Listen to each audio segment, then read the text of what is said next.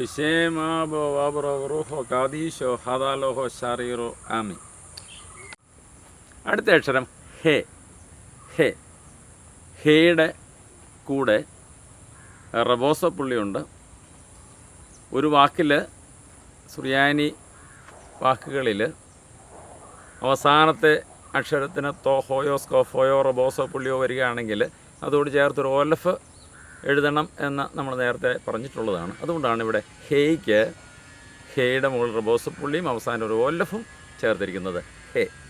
ഇപ്പോൾ ഓലഫ്, ബേസ്, ഗോമൽ, ദോലത്ത്, ഹേ. അടുത്തത് വാവ്. വാവ് എഴുതുമ്പോൾ വാവ്, ഓലഫ്, വാവ്, വാവ്, ഓലഫ്, വാവ്, അങ്ങനെയാണ് എഴുതുന്നത്. വാവ്, ഓലഫ്, വാവ്. അടുത്ത അക്ഷരം സായ്. സായ്. സായ് വളരെ ചെറിയ അക്ഷരമാണ്. ഓലഫ് പോലെ തീരെ ചെറുതാണ്. ഓലഫ് പോലെ പൊക്കമില്ല, ചെറുതാണ്. സായ്. സായ്, ഓലഫ്, യൂത്ത്. സായ്, ഓലഫ്, യൂത്ത്, സായ്. ഹേ, വാവ്, സായ് എന്ന അക്ഷരങ്ങൾക്കൊന്നും ഇടത്തോട്ട് വരയില്ലാത്ത അക്ഷരങ്ങളാണ്. എന്നാൽ ഇടത്തോട്ട് വരയുള്ള അക്ഷരങ്ങളോട് ചേർന്ന് അവ ചേർത്ത് എഴുതുകയും ചെയ്യും. അതുകൂടെ നാം ഈ കൂട്ടത്തിൽ ഒന്ന് ശ്രദ്ധിച്ചു പോകണം. അപ്പോൾ ഹേ, വാവ്, സായ്. അടുത്തത് ഹേസ് എന്ന അക്ഷരമാണ്. ഹേസിന് ഹേസ്, യൂത്, താവ്. ആ താവ് യൂതിനോട് ചേർന്നൊരു കണക്റ്റിംഗ് ലിങ്ക് ഉണ്ട്. ഹേസ്, റബോസോ പുള്ളിയുണ്ട്. ഹേസ്. അപ്പോൾ ഓലഫ്, ബേസ്, ഗോമൽ, ദോലത്ത്, ഹേ, വാവ്, സായ്, ഹേസ്. അടുത്തത് തേസ്. തേസ്. തേസും അതുപോലെ തന്നെ തേസിൻ്റെ കൂടെ യൂതുണ്ട്, താവുണ്ട്, റബോസ പുള്ളിയുണ്ട്. തേസ്. അടുത്തത് ഏറ്റവും ചെറിയ അക്ഷരം യൂത്. യൂത്. യൂത്, വാവ്, ദോലത്ത്. യൂത്, വാവ്, ദോലത്ത്. യൂതിൻ്റെ മുകളിൽ ഒരു അസോസ പുള്ളിയുണ്ട്. അസോസ പുള്ളിക്ക് ശേഷം വാവ് വരുമെന്ന് നമ്മൾ നേരത്തെ പറഞ്ഞിട്ടുണ്ട്. കൂൽ മേത്തുന്ന രണ്ട് വാക്കിന് മാത്രമേ ഉള്ളൂ അസോസ പുള്ളിക്ക് ശേഷം വാവില്ലാത്തത്. അതുകൊണ്ട് യൂത്, യൂത്, വാവ്, ദോലത്ത്, യൂത്. അടുത്തത് കോഫ് എന്ന അക്ഷരമാണ്. കോഫ്. മുട്ടാത്ത കോഫ് എന്നൊക്കെ നമ്മൾ നേരത്തെ പറഞ്ഞിട്ടുള്ളതാണ്. മുട്ടാത്ത കോഫ്. കോഫ്. കോഫിന് ഒരു വാക്കിൻ്റെ അവസാനം വരുമ്പോൾ ഈ കോഫിന് ഒരു രൂപമാറ്റം വരും. ആ രൂപമാറ്റവും നാം ശ്രദ്ധിക്കണം. കോഫ് ഒരു വാക്കിൻ്റെ അവസാനം വരുമ്പോൾ ആ കോഫിന് പ്രകടമായ ഒരു രൂപവ്യത്യാസം വരും. അതും നമ്മൾ ശ്രദ്ധിക്കണം. കോഫ്. കോഫ്. കോഫ് എഴുതുമ്പോൾ കോഫ്, സ്കോഫോ പുള്ളി, ഫെ. കോഫ്. ഒരു വാവ് ചേർത്തും എഴുതാം. കോഫിന് ശേഷം വാവ് ചേർത്ത് ഫെ എന്നെഴുതിയാലും കോഫ് എന്നെഴുതിയാലും വായിക്കാം. പക്ഷേ അപ്പോൾ ഒരു നിയമമുണ്ട്. ഒരു സ്കോഫോ പുള്ളിക്ക് ശേഷം വാവ് വരികയാണെങ്കിൽ ആ വാവിന് ഉച്ചാരണമില്ലായിരിക്കും. കോഫ്. ഉദാഹരണം കോഫ്. ഇനി മുട്ടുന്ന കോഫിൻ്റെ കൂടെയാണെങ്കിലും മുട്ടുന്ന കോഫും വാവും ഫേയും കൂടെ വന്നാലും ആ സ്കോഫോ പുള്ളിക്ക് ശേഷം വാവ് വരുമ്പോഴത്തേനും അതിന് ഉച്ചാരണമില്ലായിരിക്കും. കോഫ്. ഇനിയും ലോമത് എന്ന അക്ഷരമാണ്. ലോമത് എഴുതുന്നത് നേരത്തെ നമ്മൾ സൂചിപ്പിച്ചിട്ടുണ്ട്. എങ്കിലും ലോമത്, മീമ്, ദോലത്ത്, ലോമത്ത്, ലോമത്ത്. അടുത്തത് മീം എന്ന അക്ഷരമാണ്. മീം എന്ന അക്ഷരത്തിൽ മീമുണ്ട്, യൂതുണ്ട്, മീമിൻ്റെ എൻഡിങ് ഫോമുണ്ട്. മീം. മീമിൻ്റെ മുകളിൽ നമ്മൾ ഹബോസ പുള്ളിയിടും, എന്നിട്ട് യൂതിടും, അവസാനം യൂതിനോട് ചേർത്ത് മീമിൻ്റെ എൻഡിങ് ഫോം എഴുതും. മീം. സാധാരണ ഹബോസ പുള്ളിക്ക് ശേഷം ഒരു യൂത് ഉണ്ടായിരിക്കും. ഹബോസ പുള്ളിക്ക് ശേഷം ഒരു ഒരക്ഷരത്തിന് സുറിയാനി വാക്കിലെ ഒരക്ഷരത്തിന് ഹബോസ പുള്ളി ഒരക്ഷരത്തിന് വന്നാൽ അതിനോട് ചേർത്ത് ഒരു യൂതുണ്ടായിരിക്കും. എന്നാൽ ചുരുക്കം ചില വാക്കുകളിൽ യൂതില്ല. മെസ്കിനോ എന്ന വാക്കിനകത്ത് യൂതില്ല. കിബൂസോ എന്ന വാക്കിനകത്ത് യൂതിന് പകരം ഓലഫാണ്. അങ്ങനെയുള്ള ചില വാക്കുകൾക്കുള്ള വ്യത്യാസമുണ്ട്. മിക്കവാറും ഹബോസ പുള്ളിക്ക് ശേഷം ഒരു യൂത് സ്വാഭാവികമായിട്ടും കാണും. അതാണ് ഒരു നിയമം. മീം എഴുതുന്നത് പോലെയാണ് റീഷ്, ഷീന്, എന്നെഴുതുമ്പോഴും റീഷ്, റീഷിൻ്റെ മുകളിൽ ഹബോസപ്പുള്ളി ശേഷം ഒരു യൂത് വരും, റീഷ്, പിന്നെ ഷീനും വരും, റീഷ്. ഷീൻ എഴുതുമ്പോഴും ഷീൻ്റെ മുകളിൽ ഹബോസപ്പുള്ളി, അതിനുശേഷം യൂത്, അവസാനം നൂൻ്റെ എൻഡിങ് ഫോം ഷീൻ. അപ്പോൾ റീഷ്, ഷീൻ എന്നൊക്കെ എഴുതുമ്പോഴും ഹബോസപ്പുള്ളിക്ക് ശേഷം ഒരു യൂത് നമുക്ക് കാണാനായിട്ട് പറ്റും. അപ്പോൾ ഓലഫ്, ബേസ്, ഗോമൽ, ദോലത്ത്, ഹേ, വാവ്, സായ്, ഹേസ്, തേസ്, യൂത്, കോഫ്, ലോമത്ത്, മീം, ഇത്ര നമ്മൾ ശ്രദ്ധിച്ചു. ഇനി അടുത്തത് നൂൻ എന്ന അക്ഷരമാണ്. നൂൻ എന്ന അക്ഷരം സുറിയാനിയിൽ എഴുതുമ്പോൾ നൂൻ, അസ്വസപ്പുള്ളി, വാവ്, നൂൻ്റെ എൻഡിങ് ഫോം, നൂൻ്റെ എൻഡിങ് ഫോം. അപ്പോൾ നൂൻ, നൂൻ, അസ്വസപ്പുള്ളിക്ക് ശേഷം വാവ് വരും എന്ന് നേരത്തെ പറഞ്ഞിട്ടുള്ളതാണ്. അപ്പോൾ നൂൻ, നൂൻ, നൂൻ.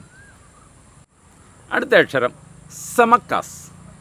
സമക്കാസ്, സമക്കാസിനകത്ത് സമക്കാസുണ്ട്, മീമുണ്ട്, മുട്ടാത്ത കോഫുണ്ട്, താവുണ്ട്. സമക്കാസ്, സമക്കാസ് എന്നാണ് നമ്മൾ വായിക്കുന്നത്. ശ്രദ്ധിക്കണം, സുറിയാനി വാക്കിൽ ഒരക്ഷരത്തിന് പുള്ളി ഇല്ലാതെ വരികയാണെങ്കിൽ, ഉദാഹരണം സമക്കസിനകത്ത് സമക്കസിന് ശേഷമുള്ള മീമിന് പുള്ളിയില്ല. ഒരു പുള്ളിയില്ലാത്ത അക്ഷരത്തിൻ്റെ തൊട്ടു മുമ്പുള്ള അക്ഷരത്തിൻ്റെ പുള്ളി ഹ്രസ്വമായിട്ട് ഷോർട്ടായിട്ട് ഉച്ചരിക്കണം. എന്നാൽ അവസാനത്തെ പുള്ളി ദീർഘമായിട്ട് ഉച്ചരിക്കണമെന്നാണ്. അതുകൊണ്ടാണ് സമക്കാസ് എന്ന് നമ്മൾ പറയുന്നത്. സമക്കാസ്, സമക്ക് പുള്ളിയില്ലാത്ത അക്ഷരത്തിൻ്റെ മീമിൻ്റെ തൊട്ട മുമ്പിലത്തെ അക്ഷരത്തിന് പുള്ളിയില്ല, അതുകൊണ്ട് ഷോർട്ടായിട്ട് സമ, സമക്കാസ്, സമക്കാസ്, സമക്കാസ്. ഇപ്പോൾ സമക്കാസിനകത്ത് അവസാനത്തെ അക്ഷരത്തിൻ്റെ പുള്ളി ഇല്ലാത്തത് കൊണ്ടാണ് അതിന് തൊട്ട് മുമ്പിലത്തെ പുള്ളി ദീർഘമായിട്ട് ഉച്ചരിക്കുന്നത്. സമക്കാസ്, സമക്കാസ്, സമക്കാസ്. അടുത്ത അക്ഷരം എ. എ, എയ്ക്ക് റബോസ പുള്ളിയും ഒരു ഓലഫോട് ചേരുമ്പോൾ എ എന്നാകും. എന്നാൽ ഈ എ എന്ന അക്ഷരം ഒരു വാക്കിൻ്റെ അവസാനത്തിൽ വരുമ്പോൾ ആ എയുടെ രണ്ട് വരകളും 45 ഡിഗ്രി ചെരിഞ്ഞായിട്ട് വരും. ലോമതും എൻഡിങ് ഫോമിൽ വരുമ്പോൾ 45 ഡിഗ്രി ചെരിഞ്ഞ് വരുന്ന പോലെ തന്നെ എയും എൻഡിങ് ഫോമിൽ വരുമ്പോഴത്തേനും ആ രണ്ട് ലൈനുകളും 45 ഡിഗ്രി ചെരിഞ്ഞായിരിക്കും ഒരു വാക്കിൻ്റെ അവസാനം വരുമ്പോൾ അതിൻ്റെ രൂപം എ. അടുത്തത് ഫെ എന്ന അക്ഷരമാണ്. ഫെ എന്ന അക്ഷരത്തിന് റബോസ പുള്ളിയും ഓലഫൂടി ഇടുമ്പോഴത്തേനും ഫെ എന്ന് നമുക്ക് വായിക്കാം. ഫെ, റബോസ പുള്ളി, ഓലഫ്. നമ്മൾ നേരത്തെ പറഞ്ഞായിരുന്നു തോഹോ, സ്കോഫോ, റബോസോ എന്ന പുള്ളികൾ ഒരു വാക്കിൻ്റെ അവസാനം വരുമ്പോൾ ഒരു ഓലഫ് എഴുതണം. ആ ഓലഫ് സൈലൻ്റ് ആയിരിക്കും, നേരത്തെ പറഞ്ഞിട്ടുണ്ടായിരുന്നു. ഫെ, ഓലഫ്, ബേസ്, ഗോമൽ, ദോലത്ത്, ഹേ, വാവ്, സായ്, ഹേസ്, തേസ്, യൂദ്, കോഫ്, ലോമത്ത്, മീം, നൂൻ, സമക്കാസ്, എ, ഫെ. അടുത്തത് സോദെ. സോദയെക്കുറിച്ച് നമ്മൾ നേരത്തെ സൂചിപ്പിച്ചിട്ടുള്ളതാണ്. സോദെ, ദോലത്, ഓലഫ്. സോദെ, സോദെ, സോദെ. അടുത്തത് മുട്ടുന്ന കോഫ്. കോഫ്, കോഫ് പാലറ്റിൽ നിന്നാണ് വരുന്നതെന്ന് നേരത്തെ പഠിച്ചിട്ടുള്ളതാണ്. കോഫ്, കോഫ്, കോഫ്, സ്കോഫോ, ഫെ, കോഫ്, കോഫ്, കോഫ്. വാവിട്ടാണേലും എഴുതാം കോഫ്. അപ്പോഴത്തേനും കോഫ് കഴിഞ്ഞിട്ട് ഒരു വാവിട്ട് ഫെ എഴുതിയാലും കോഫ് എന്ന് തന്നെ വായിക്കാം. വാവിന് ഉച്ചാരണമില്ലായിരിക്കും. കോഫ്, കോഫ്. അടുത്തത് റീഷ്. റീഷ്, റീഷ് എഴുതിയിട്ട് മുകളിൽ കുത്താണ് റീഷിന്. റീഷിന് മുകളിലാണ് കുത്ത്. റീഷ്, റീഷ്, ഹബോസോ, യൂദ്, ഷീൻ. റീഷ്, ഹബോസോ പുള്ളിക്ക് ശേഷം യൂദ് വരുമെന്ന് നമ്മൾ പറഞ്ഞിട്ടുണ്ട്. റീഷ്. അടുത്തത് ഷീൻ. ഷീൻ, യൂദ്, നൂൻ്റെ എൻഡിങ് ഫോം ഷീൻ. ഷീൻ്റെ മുകളിൽ ഹബോസ പുള്ളി. ഷീൻ, ഷീൻ. അടുത്ത അക്ഷരം താവ്. താവ് താവ് താവ് താവ് എഴുതിയിട്ട് ഒരു ഓലഫ് എഴുതി ഒരു വാവോടെ ചേർക്കും. താവിൻ്റെ മുകളിൽ തോഹോ പുള്ളിയും വരും. താവ് താവ് താവ്. ഇപ്പോൾ നമ്മൾ 22 അക്ഷരങ്ങളും സുറിയാനിയിൽ എഴുതുന്ന രീതി ഇപ്പോൾ പറഞ്ഞു.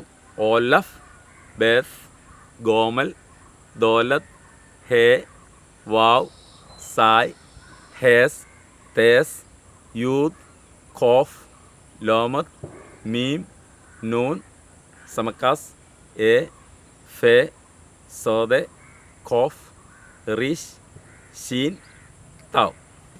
ഇനി നമുക്ക് ഈ എഴുതിയിരിക്കുന്ന അക്ഷരങ്ങളെല്ലാം സുറിയാനിയിൽ എഴുതിയിരിക്കുന്നത് നമുക്കൊന്ന് നോക്കി വായിക്കാൻ ശ്രമിക്കാം. ഓലഫ്, ബേസ്, ഗോമൽ, ദോലത്ത്, ഹേ, വാവ്, സായ്, ഹേസ്, തേസ്, യൂദ്, ഖോഫ്, ലോമദ്, മീം, നൂൻ, സേ, മക്കാസെ, ഫേ, സോദെ, ഖോഫ്, റീഷ്, ഷീൻ, താവ്. ഓലഫ്, ബേസ്, ഗോമൽ, ദോലത്ത്, ഹേ, വാവ്, സായ്, ഹേസ്, തേസ്, യൂദ്, ഖോഫ്, ലോമദ്, മീം, നൂൻ, സേ, മക്കാസെ, ഫേ, സോദെ, ഖോഫ്, റീഷ്, ഷീൻ, താവ്. അപ്പോൾ 22 അക്ഷരങ്ങൾ സുറിയാനിയിൽ എഴുതിയത് നമ്മളിപ്പോൾ നോക്കി അത് വായിക്കാനായിട്ട് പഠിച്ചു. അതിൻ്റെ അകത്തൊരു കാര്യം ശ്രദ്ധിക്കുന്നത് നല്ലതാണ്. ഒരു ലൈനിൽ 7 പുള്ളികളുണ്ട്. ഓലഫ്, ബേസ്, ഗോമൽ, ദോലത്ത്. ഒരു ലൈനിൽ എണ്ണി നോക്കിയാൽ അറിയാം 7 പുള്ളികളുണ്ട്. ഇപ്പോൾ സുറിയാനി അക്ഷരങ്ങൾ എല്ലാം സുറിയാനിയിൽ തന്നെ എഴുതി ചൊല്ലാനായിട്ട് പാട്ടുരൂപത്തിൽ നമ്മൾ ഇപ്പോൾ ചൊല്ലിയായിരുന്നു. അതിൽ ഓരോ ലൈനിലും 7 പുള്ളികൾ വീതം ഉണ്ട് എന്ന് നമുക്ക് ശ്രദ്ധിക്കുമ്പോൾ മനസ്സിലാകും.